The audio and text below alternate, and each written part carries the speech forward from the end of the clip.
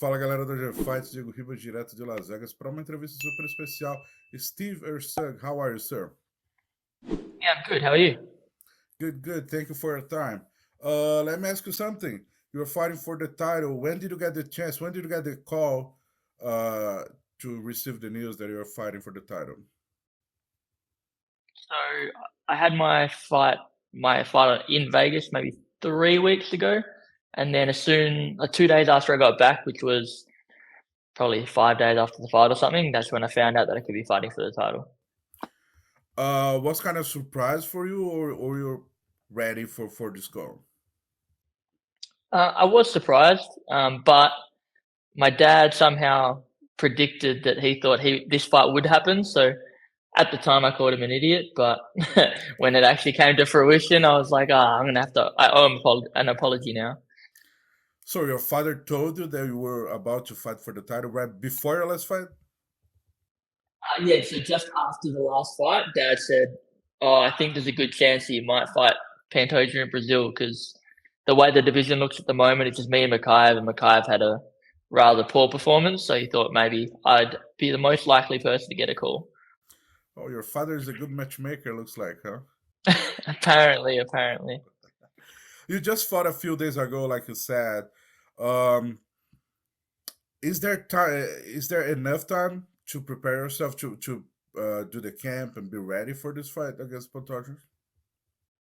Yeah, I came off a good camp. I felt really fit beforehand. I had got to have a couple of days off, and then even after I got the call, I was still obviously I was back to training straight away, but I did take that mental break of I'm not necessarily gonna be thinking about Pantoja straight away. I'll enjoy my training for 1 week, and then I get back to the really hard stuff there. So mentally, I'm refreshed. Physically, I'm already feeling amazing, and yeah, can't wait. Well, I'm not looking forward to the next 6 weeks of hard training, but I can't wait for the fight.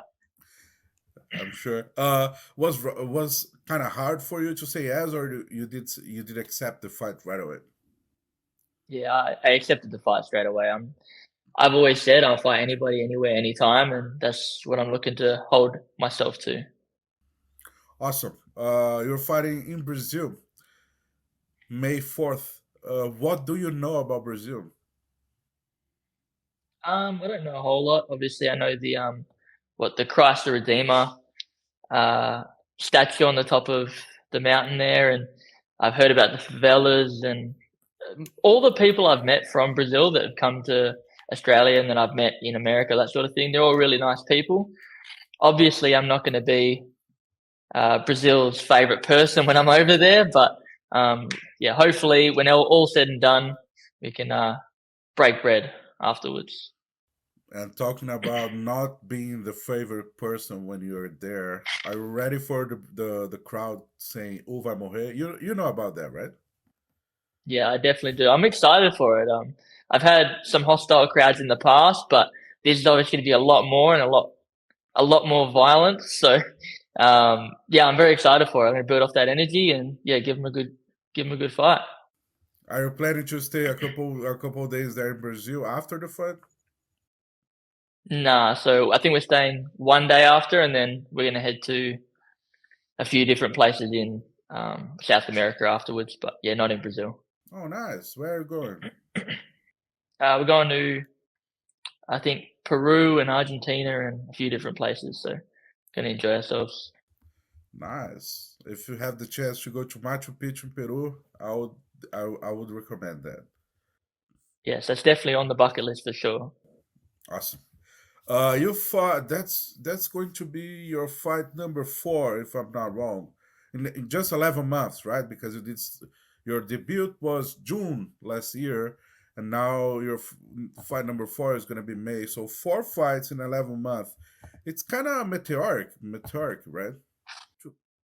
Yeah, it's definitely not what I expected. Obviously, I told the UFC I'd fight as many times as they'll give me fights. So that's obviously, yeah, been 4 fights in 11 months. I didn't expect to be fighting for the title this soon, but I'm definitely ready to take the opportunity with both hands. Okay, but especially for this weight division, 120 as a 125er. cutting weight and making weight 4 times in 11 months, is that, I don't want to say too much, but it's kind of harsh for your body, right? Yeah, I don't think I'm the biggest flyweight in the world, so I think other people might. I've heard Pantoja has a really big cut, so it might be harder for him than it is for me. I'm not a small flyweight or anything, but yeah, making weight that often isn't fun. But I don't think it's too detrimental. And okay, let's say you win the fight and you become the champion. Are you planning to be active active as you are right now, like 3 fights per year? Probably not 4, yeah, 2 or 3 fights a year, but I definitely want to turn around quick and bring the title back to Perth and fight in Perth in what is it, August? Yeah, looks like it's August. Yeah. Okay, and on top of that, is there any name when you see the rank? Is there any name that you would like to fight? I mean, I've always wanted to fight Moreno. I think he's one of the greats in the sport, in the flyweight division especially. So that'd be really cool. But yeah, honestly, anybody, Makayev, Manel Cape, whoever's the second best guy, second toughest guy apart from me, I'm ready to fight that guy.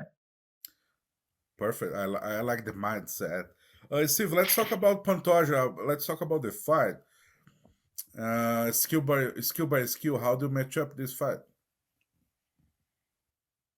I think I'm more technical than he is. He probably is physically stronger than me. Like I've seen the way that he's grabbed certain people, and it looks like they should be able to use underhooks to get up and do all these different things, and they just don't move. So I think he's probably going to be physically very strong. But I think, especially on the feet, I'm more technical. He hits very hard, but I think I'll be able to create angles and keep it at the end of my punches. And then on the ground, I did say he's very good, but I also think I'm very good there. So I think I can hang with him. We might stalemate each other. I don't know.